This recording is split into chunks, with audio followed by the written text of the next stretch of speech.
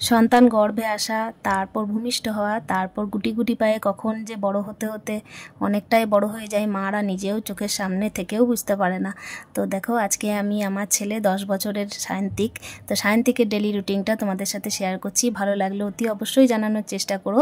তো সায়ন্তিক এখন ক্লাস 4-এ পড়ছে, তো তার ডেলি রুটিনটা কেমন লাগছে তোমাদেরকে বলি। তো নমস্কার, good morning, welcome back to my channel. কেমন আছো তোমরা? আশা করি সকলেই খুব ভালো আছো। দেখো, সকাল সকাল আমি উঠে পড়েছি, 4:40-এ উঠে পড়েছিলাম। তো আমি ভালোভাবে ফ্রেশ ট্রেশ হয়ে এই যে এখন সায়ন্তিকের জন্য সুজি করছি। সায়ন্তিকের মর্নিং স্কুল, তো ওর জন্যে সকালে উঠে আমি সুজি করে দিই, কেন কি ও 10টার সময় ভাত খায়। কিন্তু যেহেতু স্কুল টাইমে এখন তো মর্নিং চলছে, সকালে স্কুলটা এখন চলছে, তো সেহেতু আমি এখন ওকে সুজি করে দিচ্ছি। তো দেখো, ঘুম থেকে উঠিয়ে দিচ্ছি, ঘুমে অলসতা প্রচুর।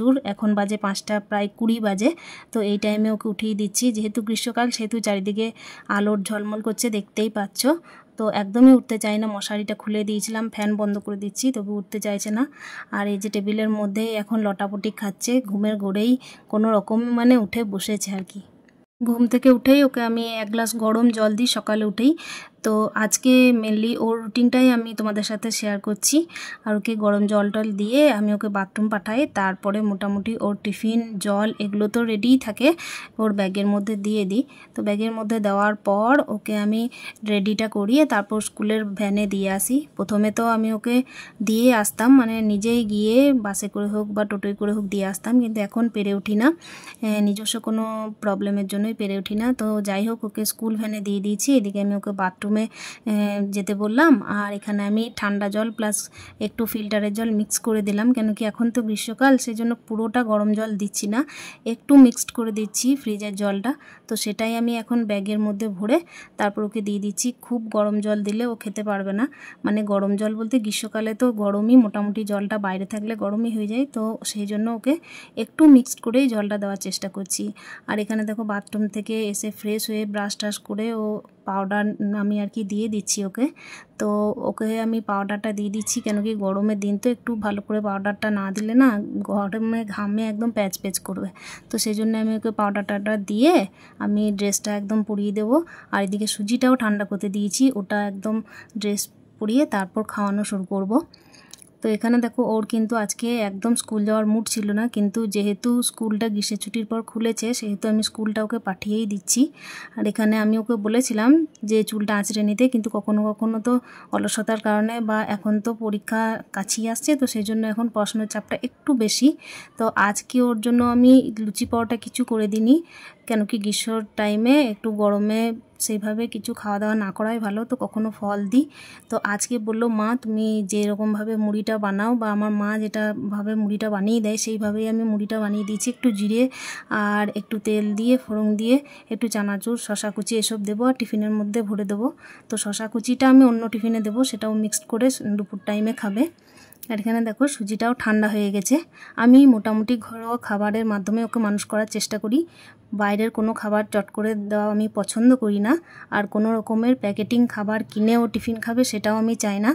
গোটা শীতকাল জুড়ে আমি আলুর পরোটা বা কিছু এইসব করেই দিই, কিন্তু সুজিটা টিফিনে দিলেও একদমই পছন্দ করে না খেতে, কেন কি একদম টান টান হয়ে যায় আর ওটা ওর গলায় লেগে যায়, তো না খেয়ে চলে আসবে স্কুল থেকে। সেজন্য ফল কিংবা এই যে কোনো রকমের ফাস্টফুড না দিয়ে মোটামুটি ঘরে যেটুকু বানানো যায় সেটাই চেষ্টা করি। তো এখন তো বৃষ্টি নেই, তবুও রেনকোটের খুব বাহানা করছিল যে রেনকোটটা আমি তাড়াতাড়ি মধ্যে সকাল টাইমে এটা করতে হয় আমাকে, করতে পারছি না। তো আমি বললাম কেন কি ওর স্কুল হচ্ছে 6:30 আর 5:50 স্কুলের ভ্যান চলে আসে। তো ও রেডি হয়ে এখন বেরিয়ে পড়েছে বাইরে। যে ঠাকুর মন্দিরে ও একটু প্রণাম করে তারপরে আমাদের বাড়ির পিছনের রাস্তা দিয়ে ও মোটামুটি হেঁটে মেন রোডে, মানে আমি ওকে দিয়ে আসি, ওখানে একটু বসে অপেক্ষা করি, তারপরেই গাড়িতে ভ্যান এসে ওকে নিয়ে চলে যায়। তো ও চলে যাওয়ার পর পুরোটাই আমি ফাঁকা থাকি বাড়িতে, একদম ওর সাথে আমার 12টার পর দেখা হয়। তো 12টার পর এসে ওকে স্নান টান করিয়ে আমি বাকি কাজগুলো করি, এর মাঝে আমি রান্নাটাও সেরে ফেলি। আর এই যে এই দোকানটায় প্রত্যেকদিন আমি আর ছেলে এসে অপেক্ষা করি ভ্যানের জন্য। তো এখানটায় একটু বেশ সুবিধা হয় আমাদের, এই রাস্তাটা দিয়েই মোটামুটি গাড়িগুলো যায়, যে পাড়ার গাড়িগুলো আছে বা পাড়া হয়ে যেগুলো মেন রোডে উঠবে সেগুলো আমাদের বাড়ির পিছনের দিকে যে রাস্তা সেখানেই গিয়ে ওঠে আর কি, সেই জন্য আমরা এখানেই প্রত্যেকদিন বসে থাকি। তো দেখো, এখানে অলরেডি ভ্যান চলে আসছে। আর এখন গ্রীষ্মের কারণে রোদটা প্রচুর পরিমাণ পড়ছে, সকাল থেকেই প্রচুর পরিমাণ রোদ। এত রোদ যে রোদের মধ্যে থাকা সম্ভব হয় না। তো স্কুল যাওয়া থেকে শুরু করে আসা পর্যন্ত প্রায় 12টা পেরিয়ে যায়, কেন কি উঠে ও 5টার মধ্যে আমার সাথে কোনো রকমের টাইম কাটাতে পায় না।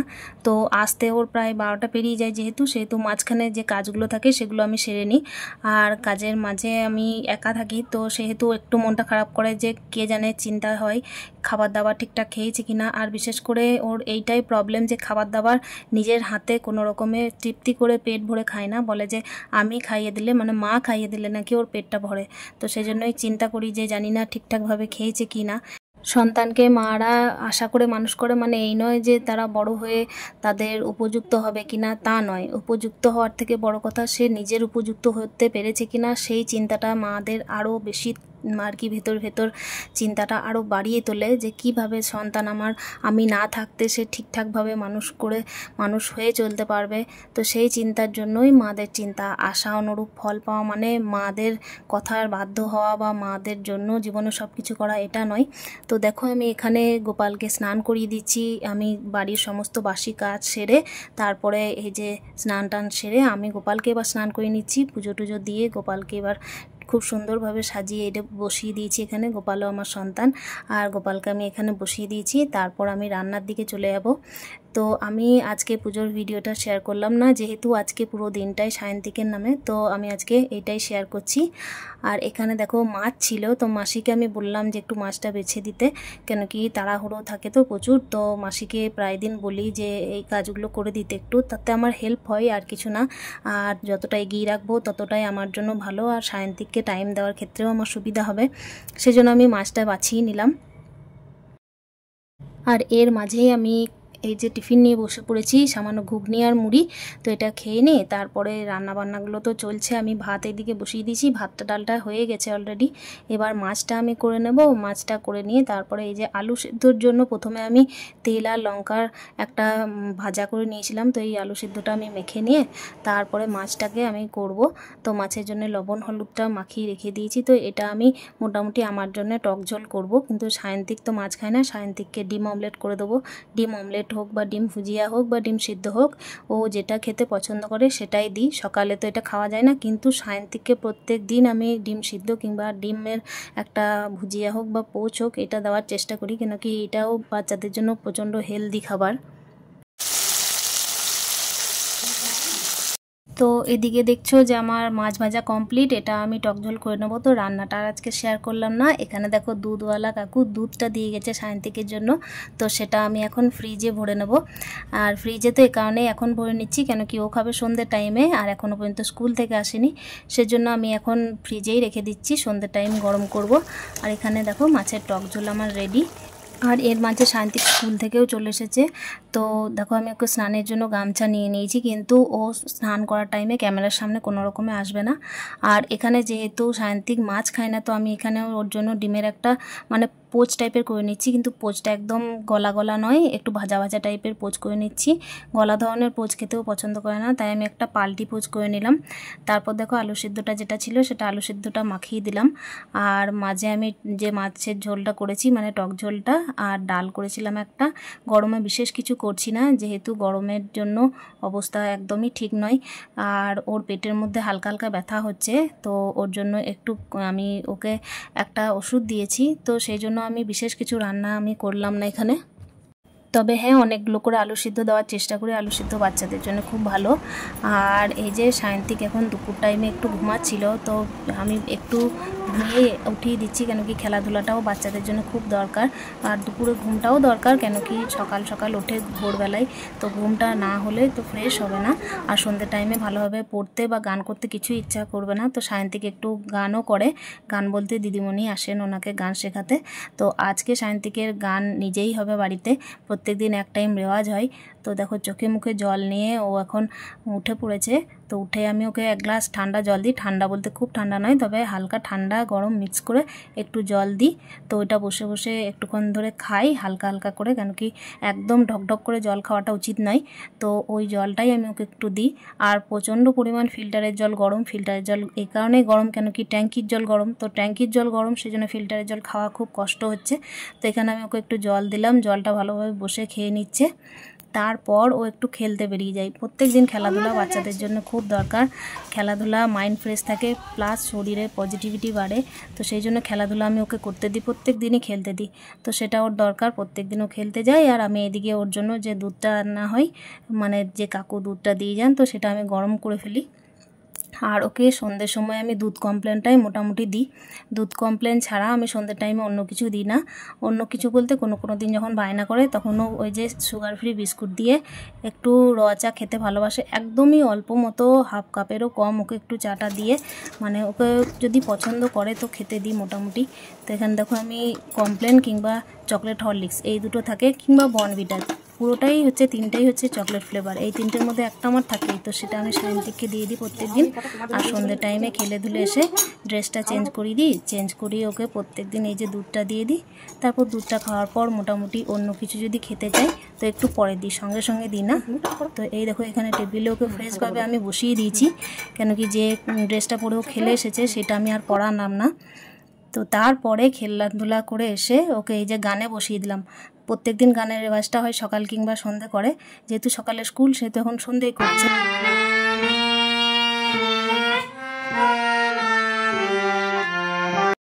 এখানে ছেলে গান করে আর আমি প্রত্যেক দিন বসে বসে শুনি। কিছু সুপ্ত আশা ছিল মনের মধ্যে, গান শেখার আমার প্রচণ্ড ইচ্ছা ছিল, তো সেটাই আমি ছেলের দিয়ে পূরণ করি আমার চোখের তৃপ্তির জন্য। আর হ্যাঁ, এখন সায়ন্তিকও পছন্দ করে গান করতে, পছন্দ করে না তা নয়, তবে চারিদিকে বাচ্চাদের এখন প্রচণ্ড পরিমাণ প্রেশার, তো সেহেতু ওকে এক এক দিন এক এক রকম করতেই হয়। আজকে ওর কম্পিউটার নেই, তাই কম্পিউটার বা ড্রয়িং ক্লাস শেয়ার করতে পারলাম না। আর দেখো সন্ধ্যের টাইমে এখানে আমি ওকে পড়তে বসিয়ে দিয়েছি। তো পড়তে বসেছে নিচে বলতে মাদুর পেরে, তারপর পড়তে বসেছে। কেন কি ওর পড়াশুনোর ঝোঁক বেশি থাকে বিছানায় বসে বসে, কিন্তু ইদানিং গরমের কারণে আমি মাটিতেই বসাচ্ছি। মাটিতে বসলে পরে মনোযোগটা বাড়ে, সেই জন্যই আমি মাটিতে বসানোর চেষ্টা করছি। আর এখানেও সংস্কৃত পড়ছে, ও পড়ে ক্লাস 4-এ।